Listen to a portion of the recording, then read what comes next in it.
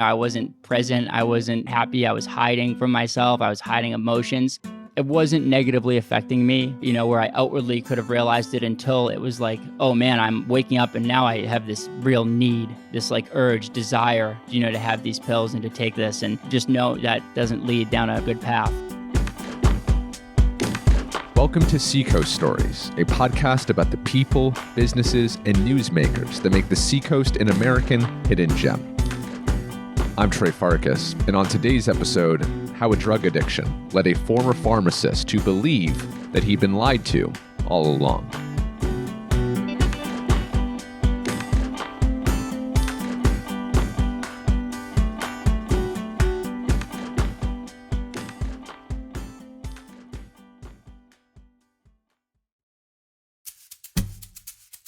Everyone has a story to share, and everyone deserves to have their story told.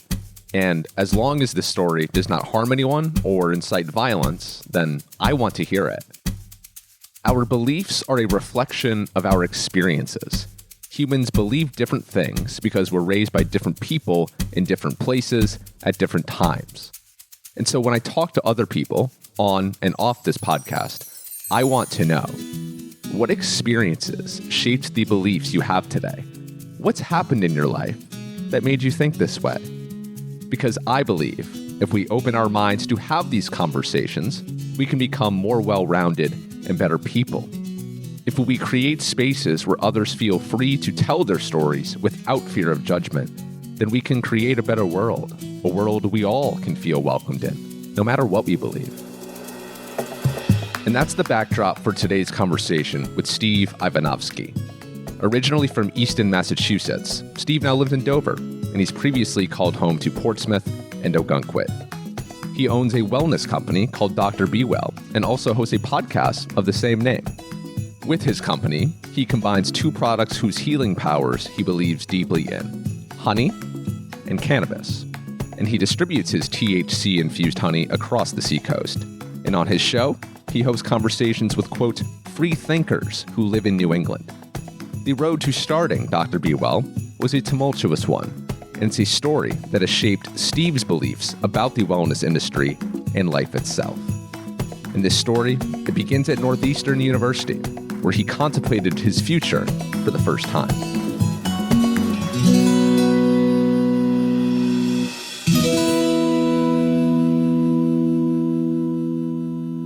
The reason that I got into pharmacy was because I wanted to help people, right? And I think that a lot of people want to help people. And my brother was a pharmacist. He was in pharmacy school, and I had spent a lot of time with him and his friends. And I said, oh, this is something that, that I might be interested in doing. I will say, if there's younger listeners, people who are in high school, that are in this area, even younger than that are listening to the show, I didn't know what I wanted to do. I wasn't really searching for that. I didn't necessarily have the role models in my life that were saying like, hey, you're good at this, maybe you should try this, or you excel at this, maybe this would be something that you'd be interested in. Hey, you really love this, you should do this. Hey, you want to help people. These are the 10 ways, the 100, the 1,000 million ways you can help people. I kind of just looked at a path that, it was 2008. There was the recession, was that everyone was losing their house, and it was like a very fearful time. And pharmacy was, you were going to make $100,000. That's what it was. That's what they had said at the time. Like, oh, all pharmacists who are graduating, they all make six figures right off the bat. And, that enticed me. I thought, okay, that's a good career. I can make some money and help people and do a thing here. And that's where I got started. And, but it wasn't like I was the biggest into pharmacy. I thought that science was really cool. I thought that the human body was really cool, but I didn't know necessarily what I wanted to do. I think just pharmacy kind of fell in my lap. When you were going through your traditional education in this field, did you ever, up until that point in your life, had you ever stopped to consider that maybe there's a holistic way to heal people that isn't necessarily through over-the-counter supplements or prescriptions given to you by doctors in the traditional Western way that we do medicine? That's a great question. And I think that the answer is probably pretty scary, because when you're a person who goes, into one of these schools, right? So I wanted to help people, and then I go into one of these schools. I'm immediately starting to be indoctrinated into a certain type of wellness, that this is the way that wellness is, and this is the only way that it is. Allopathic medicine can really be that way sometimes. The slides that I would learn sometimes, you'd maybe get like one page on lifestyle modifications, and that's what they'd call them, lifestyle modifications. They'd have everything about the drug, which, yes, you should learn about the drug. You're in pharmacy school. You need to be the expert on that, on the disease state. But then there's plenty of lifestyle modifications that you can make that would completely alter the state of the disease, and we didn't learn any of that. And unless you wanted to specifically sort it out on your own and take an elective, or you were, you knew about it beforehand, so you found mentorship from somebody. That doesn't really exist. And that's like the same for medical school. That's the same for, dental school. It's the same for veterinarian school.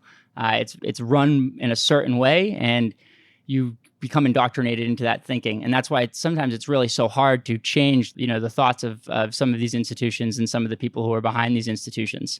I will say, a supplementation, that is one thing through, vitamins. I did learn, so that was already starting to happen. But beyond that, no, I wasn't thinking that way holistically, at all. So at what point did you start to realize that there might be a better way to do this?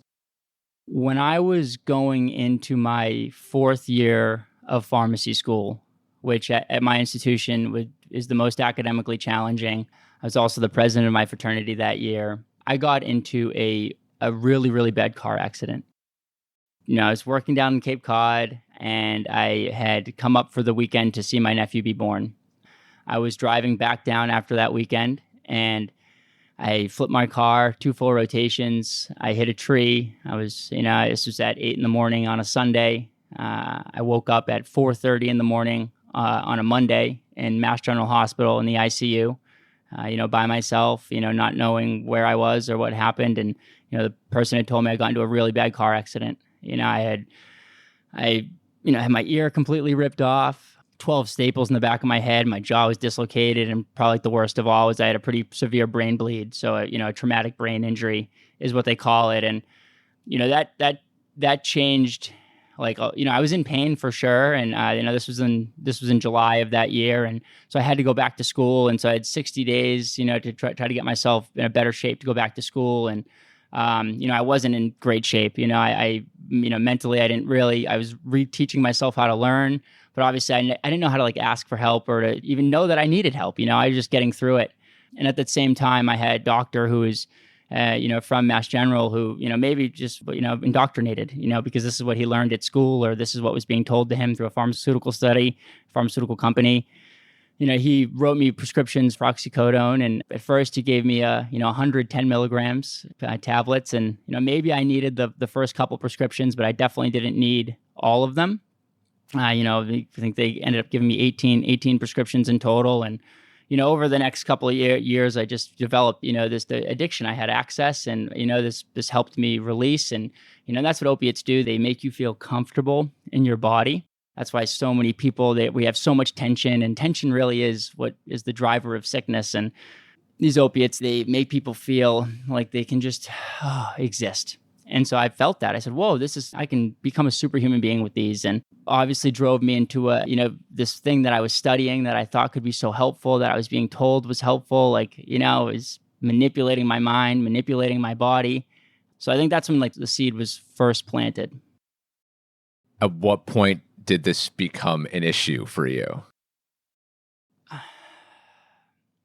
It became an issue when I started my rotations. My 6-year rotations, I was so busy. It was always handled beforehand, but I would go weeks without taking anything. And I didn't realize I had a problem. If anyone had said that I did, no one suspected it. I was busier because I was on rotation. I was waking up at 5 a.m, 4:30, 5 a.m. to make sure that I was at the hospital on time. Then I was working at CVS still, supplement my income, 3 or 4 days a week. And then I was still, helping out, clubs and organizations throughout my school. I was helping to start new chapters of, different organizations at Northeastern University. So I was like a super overachiever, as about overachiever as you can get, wondering sometimes how I could get so much stuff done. And along the way, I got tired and I had this access, and so that's when it got bad. And I knew once when I was waking up in the morning and the first thing that I was doing was taking pills. That's when I knew like, oh shit, something's not right here. You gotta get this fixed.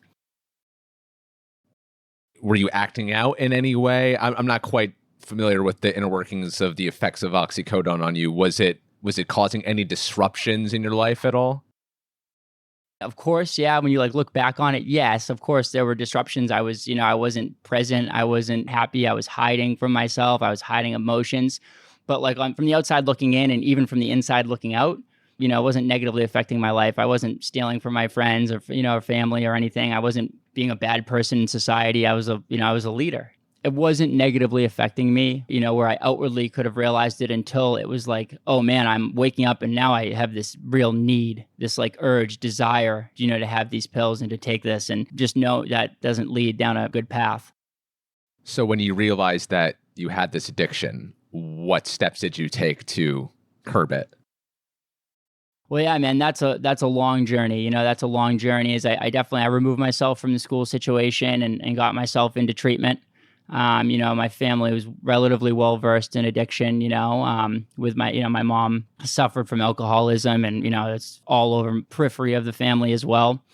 So I got into treatment, kind of did it they'll call it white knuckling it. You kind of you do it the hard way, and I did that, and got off all the drugs, but I didn't start to fix the reasons why I was sick necessarily. So I got clean for a while and got myself back into school, graduated, figured it out. I wasn't completely healed yet. I hadn't gone through the right process that I needed to go through to be able to truly face it and to know what I was dealing with. And the whole idea of it, you're just labeled as an addict, and that the drugs are such a small part of it. They're just like a symptom of this much larger thing that you need to you need to figure out within yourself, or you need other people to help you figure out within yourself. I realized that I needed to be just honest with myself and realize, okay, this is your situation. It is what it is. And I started to go to more groups and more, talk to more people about it. And I kind of had figured it out, and I got more connection. I got more into community, which was huge for me. I got around more people, not necessarily people who are just like the same as me, or just people in community. Allowed myself to not worry about, the past, or where understand where that had brought me there, but to know that I could move forward from it. And then when I first learned that I could, do yoga, and afterwards I could heal, is what I would say to people when I figured it out. I literally thought I had like just figured out like this amazing thing, because I would go to people like, why aren't we all doing this? Like, you can literally heal emotional pain with physical movement. Like, are you kidding me? I didn't learn any of that in school. All this stuff that people are going through, all this emotional distress, all this, this mental health crisis that we're having in this country, all the medications that we put them on.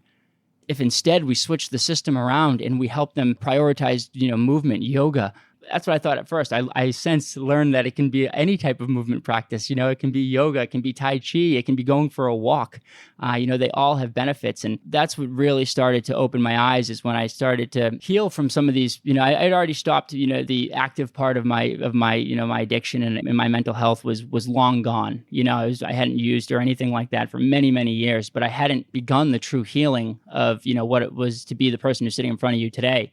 And through yoga and through movement practices, I started to develop a new relationship with holistic medicine. Also, at that during that time period, I found cannabis. And what made cannabis so enticing for you? When I was younger, I didn't think it was good. I thought it made people lazy. I thought it was definitely not a medicine. But I found, I was starting to look at all these studies and how it helped people with anxiety. It helped people with creativity. And I said, how can I, explore this? Can I do this in a safe way? And true, like sleep at that point was still coming around for me, and I said, oh, this could maybe help me sleep a little bit as well. In the short term, cannabis can be very helpful for sleep. So I said, okay, I'm just going to try this. I'm going to see this medical market that's emerging. I was here in Portsmouth, and a medical market was emerging over in Maine. And I said, okay, I'm going to see what this is like. And I started to use cannabis. And what I found was that it was helpful. It helped me be more understanding of my own thoughts. more accepting of my own thoughts. I found that it didn't necessarily demotivate me like I thought that it was doing to people. And then along the way, I met so many people who were, using it and using it effectively, and people who have, would attribute it to them saving their life. So I was like, wow, this is actually powerful. And then I started putting it putting it in my hair, with like CBD and putting, some of it on my body in terms of salves, and like learning so much more about the plant, learning more about plant medicine. And it's such an effective tool that we should all be able to use. And I think that if it can help somebody get away from drinking, especially drinking is bad for your body and smoking is bad for your body too, but not as bad as drinking. So anybody who can, says now that they, I used to drink every single night, and now I take a 5 milligram edible, I say giddy up. When you first started using cannabis, did you have any reservations about it? Because there still was, at that time, some stigma around using it. The legalization movement had already started in different pockets of the country. So it was clearly more accepted, in the mid-2010s than it was in 2000. But was any part of you fearful about using it because how others may perceive you, or because just the law at the time? Yeah, both, definitely. The perception of others, on me was definitely, friends and family. This guy has this past, he's doing this, and this is something that we've told is the gateway drug. We had such negative, my generation got such negative messaging about cannabis when we were young, and just drugs in general.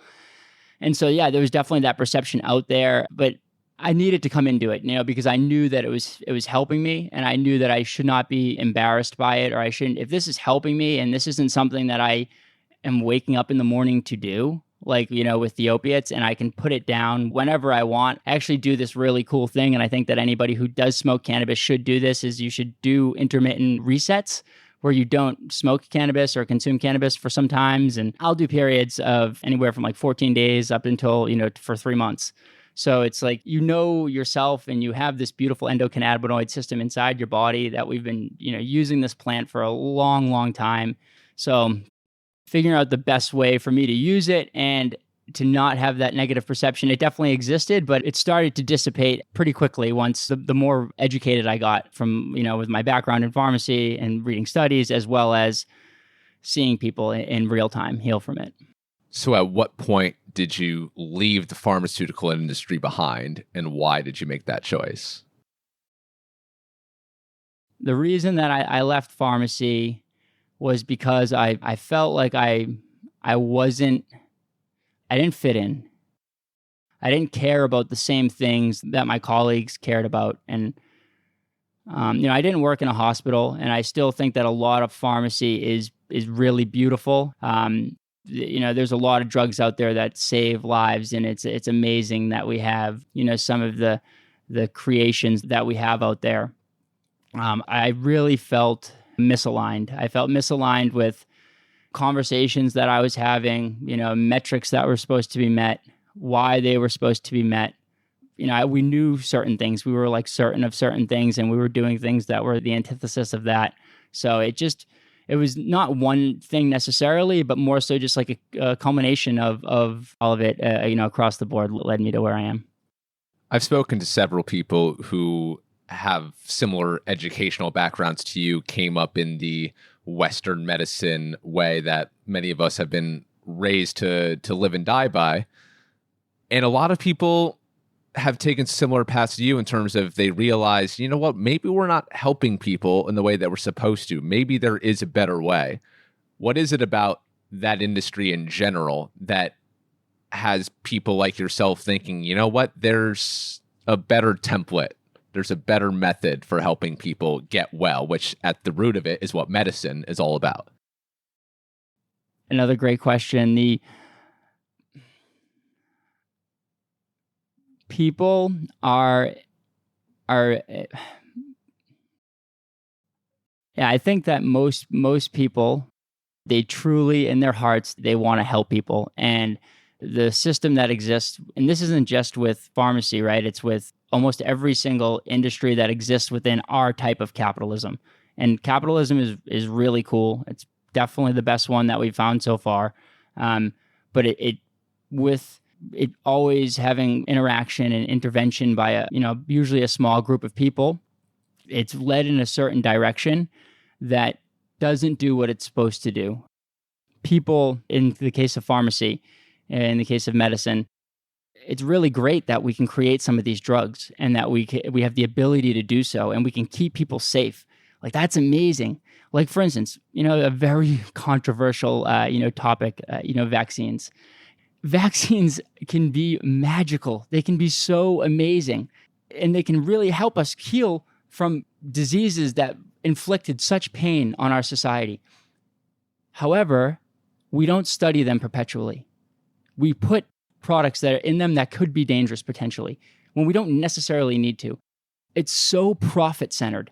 It's so profit-centered that's what breaks its back.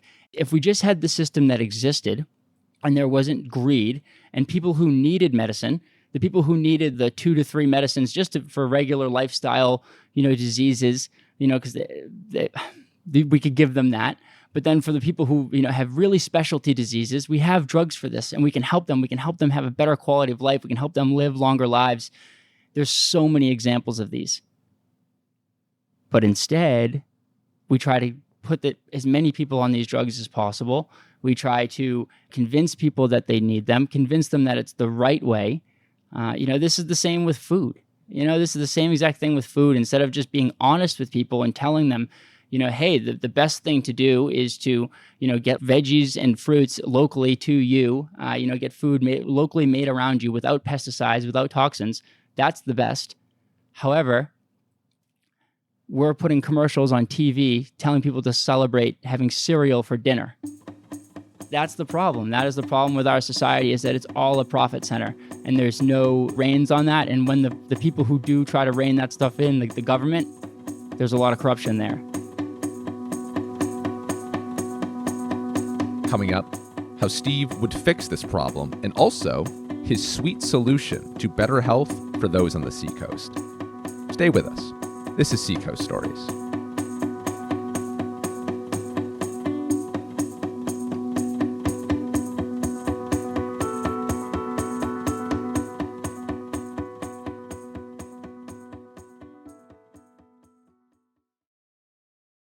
Hey everyone, it's Troy.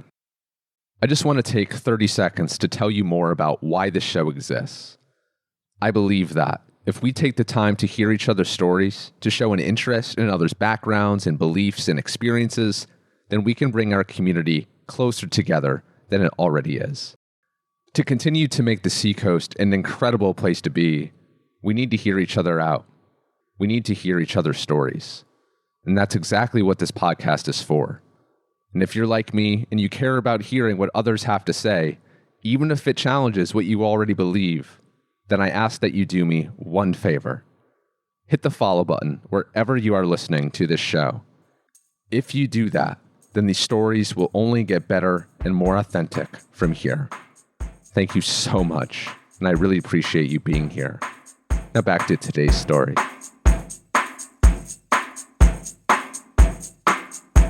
So you're Dr. Beewell. You have this company. Why did you decide to build a business around honey and cannabis? So Dr. Beewell is it's wholesome. It's a wellness company. I have a cannabis product, but it's not a cannabis company. Dr. Beewell is a full suite wellness company. What I found in my own mission was that there's a lot of different ways to wellness, right? At first, maybe I thought it was, community, and then I thought it was yoga. And then I learned all about different movement patterns. And in a couple of weeks, I'm doing a sweat lodge, like all these different ways of being well are incorporated into us. And, nature was one of them. Nature was a big one of them. And the bees are this incredible, species who we really have like a ton to work, to learn from. They live so harmonious with one another for the greater good. There's competition, but it's the competition that should exist. I wanted to get everybody honey. I wanted to get everybody local honey. And I also wanted to get sugar out of people's diets, bad sugar. White processed sugar is horrible. There's clear studies showing that like your insulin levels will spike and your blood sugar spikes when you take white sugar compared to honey or something like maple syrup. These natural sweeteners that exist for us. So I really wanted to get people this, because of my own self, I was a honey sugar guy, my candy, whatever, bring it on, as much sugar as possible. And when I found honey, which I didn't even think I liked because I was probably getting some BS store-bought honey that was not actually really even honey. And so I said, oh, this is great. And I started getting people honey, and people responded well to that. And I said, whoa, got some wellness going on here.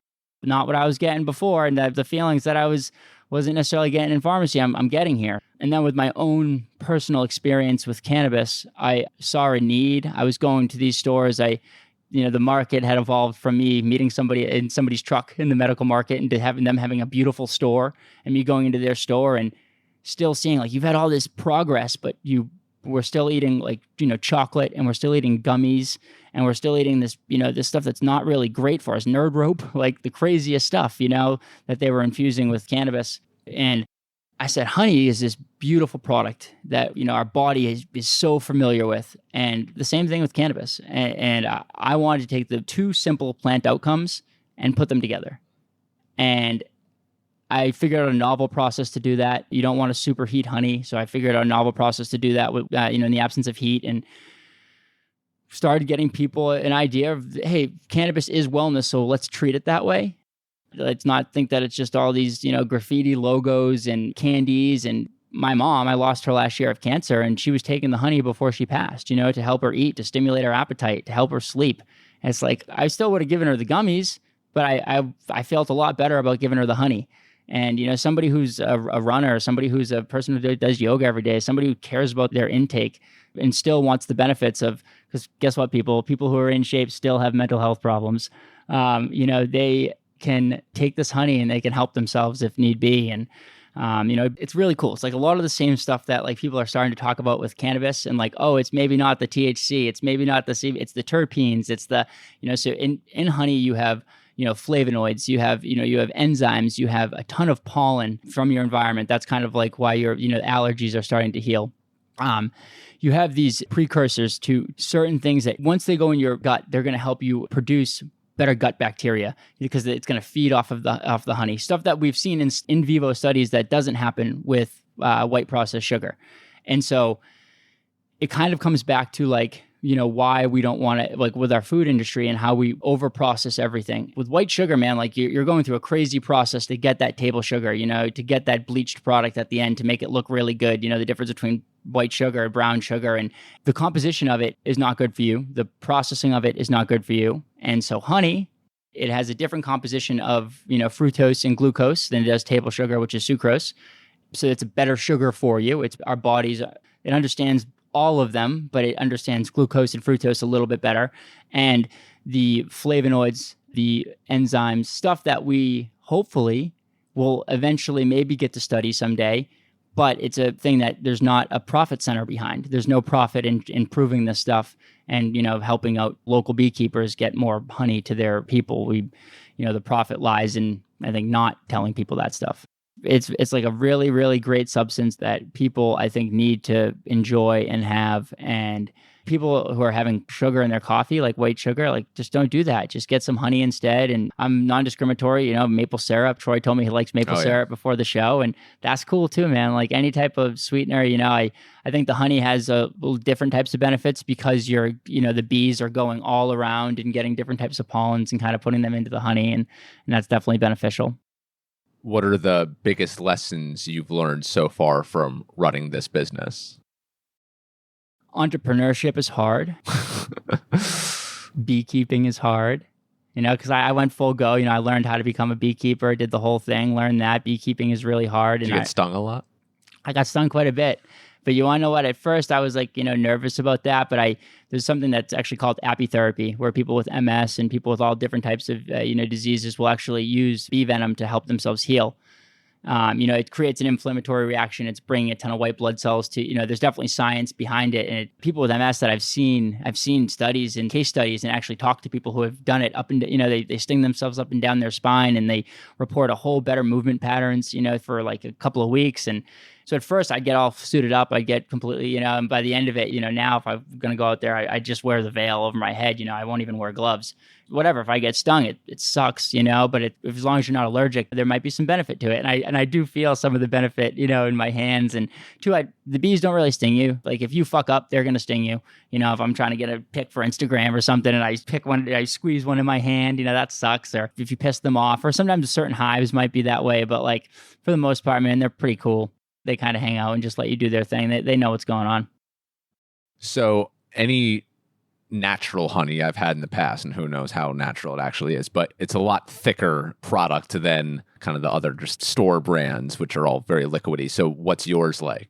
So it's like, it depends. So like in the summer, the honey will be lighter and it will be a little bit more watery, and it comes to the water content in it. Honey is like, that's why you can preserve anything in honey. Honey is usually like 17%, water. And right now, in the spring, it can be like 18, 19% water. And then in the fall, it might be like 16%. But it also can be because of manipulation, like what you're talking about, where they're using something else that doesn't have the same viscosity as honey. And it does end up affecting the final product.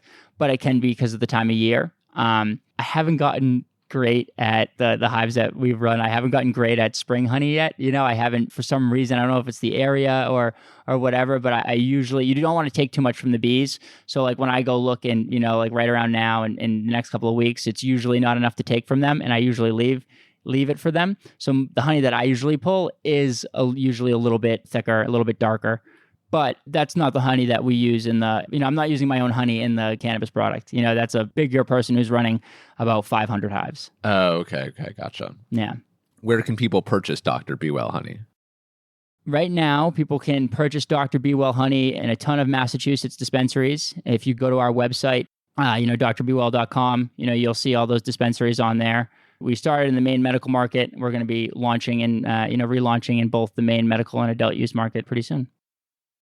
So with Dr. Beewell being a wellness company and you being kind of on the forefront of understanding what people actually need, and especially from a holistic standpoint, if you could distill wellness down to a newbie, let's say, hey, Steve, I'm pretty unwell right now. I want to physically feel better. I want to sleep better. I want to have more vitality and more energy. What would you say? What would you advise for these people to do? Yeah, what I say to that person is it's so simple. It's so simple. It's go for a walk and take a look at the diet. Take a look at what you're eating. And if you can replace a couple of your meals, you don't have to do it all at once, but if you can replace a couple of your meals with better food, with fruits, with vegetables, with whole foods, it's a game changer. Get yourself an air fryer. Great way to, make vegetables taste great. Troy, I couldn't agree with your sentiment more about how we overcomplicate things. If you throw everything at everyone at once, like they're not gonna get it. For people who are like the newbies who are just starting out, it's literally just start to move your body. The easiest way is to go for a walk. But if you love to play basketball, go do that. If you love to play golf, go swing the golf club and walk the golf course. Get out of your golf cart. There's so much stuff that you can do in your life.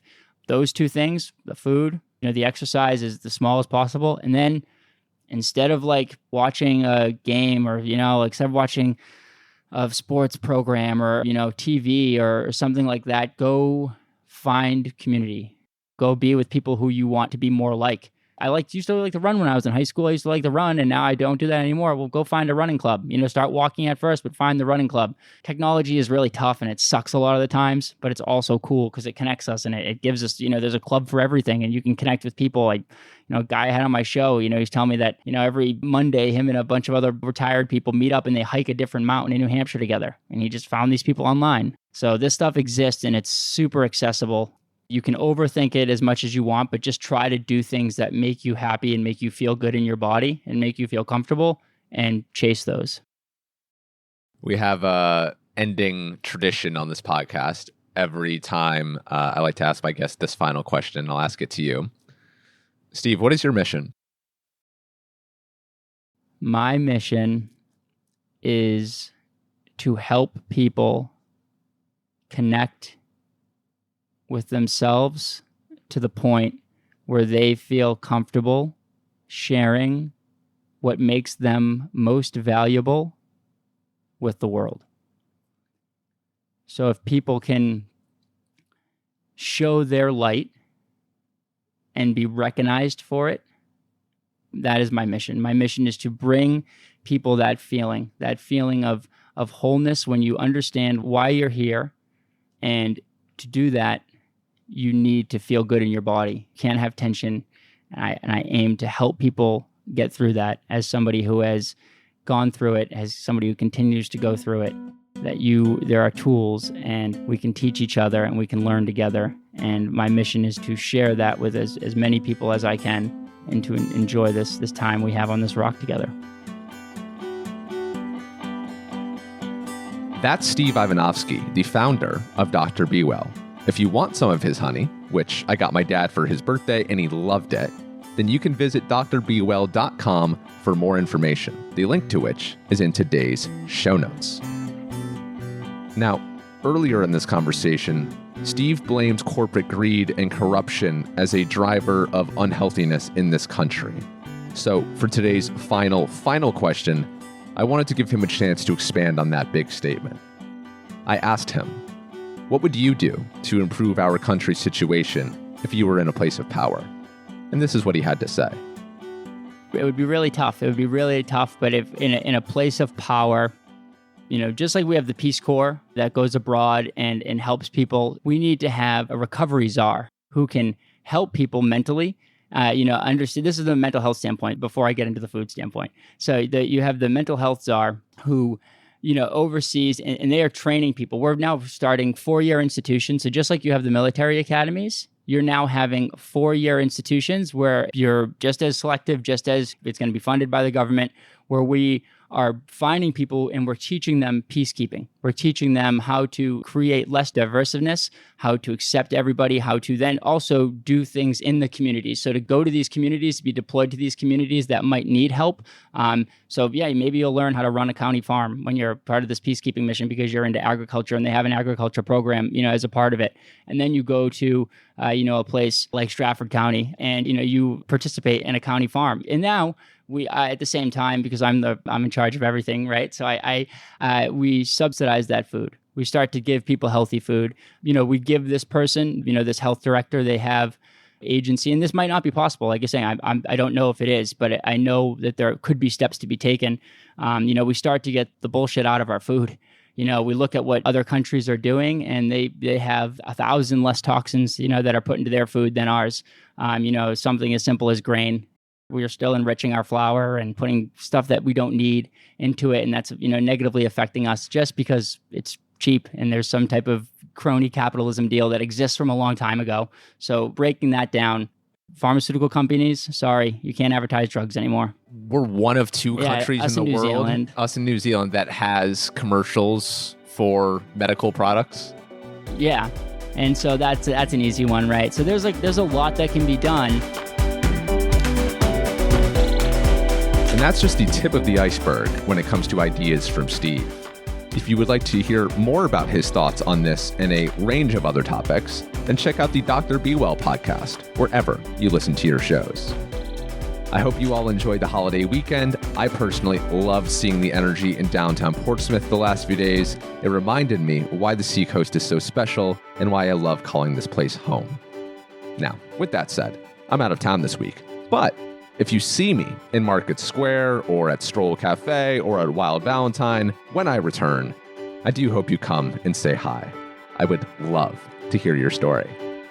Until next Monday, everyone, live free or die.